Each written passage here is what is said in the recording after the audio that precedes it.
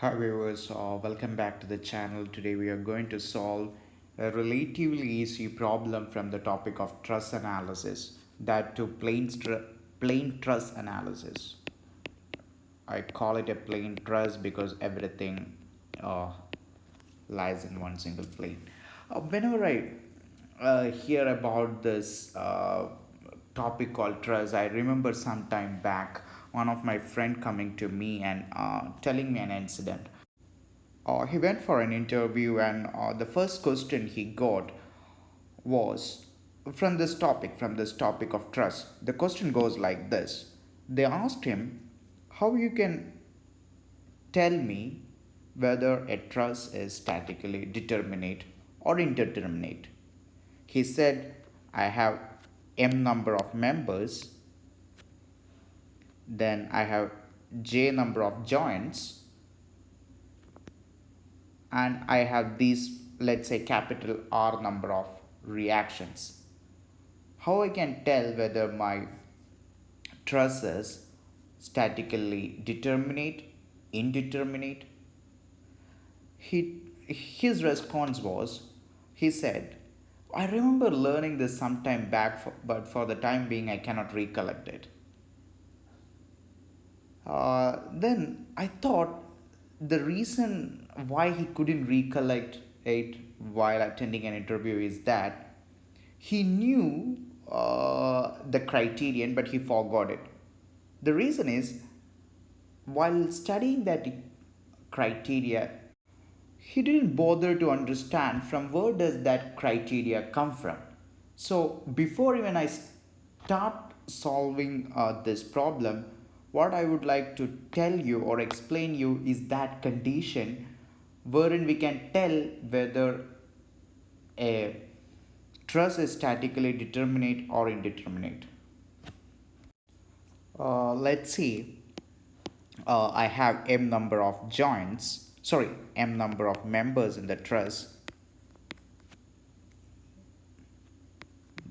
Then let j be the number of joints. Let's say capital R is the number of unknown reactions.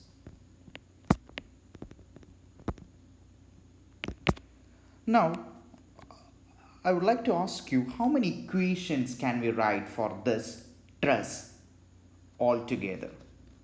Like, how many total number of equations can we write?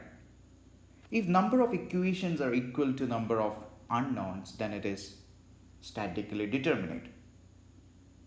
But for a beam, it's not very sorry. For a truss, it is not very straightforward. Had it been a beam, you people would have said it's far more easy because I know the maximum number of equations that I can write for a 2D beam is 3. So the moment the number of reactions forces that need to be evaluated crosses that number, I know there are statically indeterminate forces. But here in plane truss, that's not the case. if if you look at this example, here we have 5 members. Then how many joints we have around 4 joints here. So the key takeaway is that if there are j number of joints, then at each joint I can invoke two conditions. One is summation of forces along the x direction equal to 0, summation of forces in the y direction equal to 0. So each joint is going to give me two equations. If there are if there are j number of joints, that effectively gives me 2j number of equations to work with. So one side is clear. We have 2j equations. But how many unknowns do we have? Think on your own. Strictly speaking, there are m plus r unknowns you need to figure out, because there are m joints. Each joint is subjected to a uniaxial load or an axial load. It can be tensile, it can be compressive, but every member in the truss is subjected to an axial load. So that is, so you have m members, so you have m axial forces or m unknown axial forces to evaluate. Then obviously those reactions are there which comes from the boundary conditions or the fixity conditions of the truss. If you look at here, there are two unknown reactions. As it's a hinge joint, it's not a roller support, it's a hinge joint, so you have two forces acting at this location. Let me draw it here.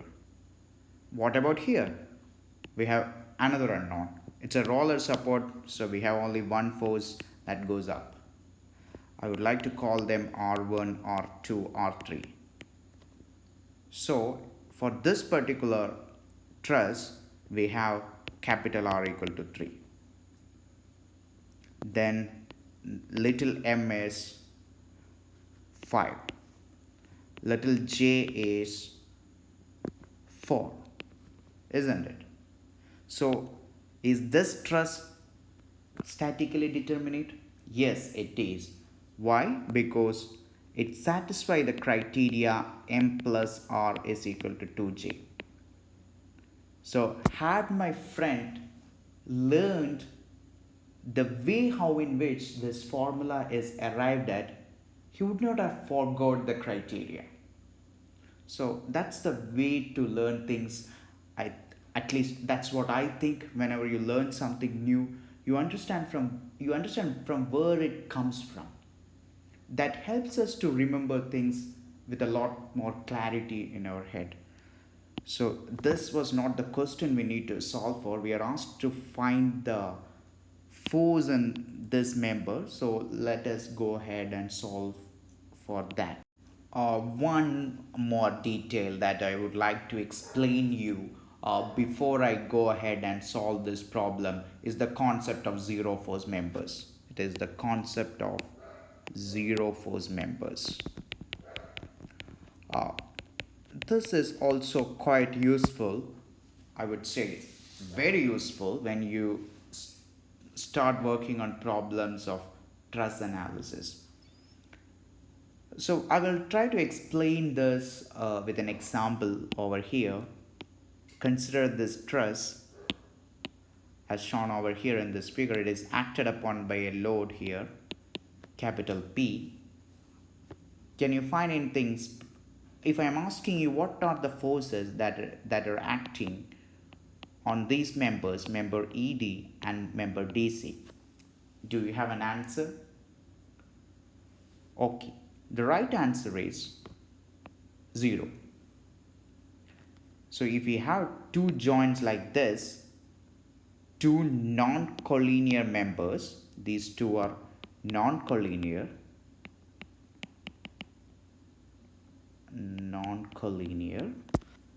and they form a truss joint over here, and see there is no external load acting at that joint. There is no external load acting at that joint. So there are only two forces acting at that joint. Those two forces are coming from these two members, member ED and member DC. Now what I'm trying to do is, I'm invoking two equations that tells or that governs the equilibrium of that joint at this joint.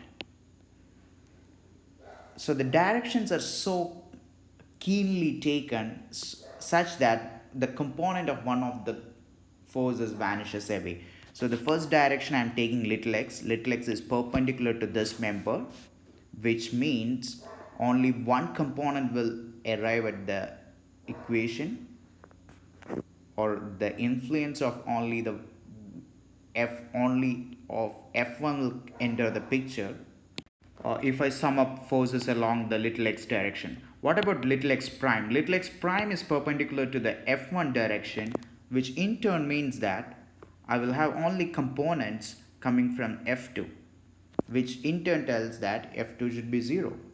So if you have a truss joint formed by two non-collinear members and no external load or support reaction is applied to the joint, then the two members must be zero force members. That's a useful technique to know. Now, again, I would like to show you another situation where we will see zero force members. Let's consider this joint. And here you see there are three members forming a truss joint here. There are three members forming a truss joint, of which two are collinear. Say here ED is collinear with DC. Same here. Here again there are three members which form a truss joint. BC and CD are collinear but EC is perpendicular. So I'm interested in what is the force acting on this member. Like, let's say, what is the force acting on the member EC? Or in this example, I'm interested in computing the force acting along the member AD. In order to evaluate that, what I'm going to do is, let's say I'm taking a close up of this one. Yeah, I can take that as well. So if I go over here and let's say I'm summing up forces in a direction like this, which is perpendicular to the two members which are collinear. Why I am taking this direction? Because if I sum up forces along this direction, then there is no contribution from capital F1 and capital F2. So the only component of force that comes into the equation is this quantity, capital F3.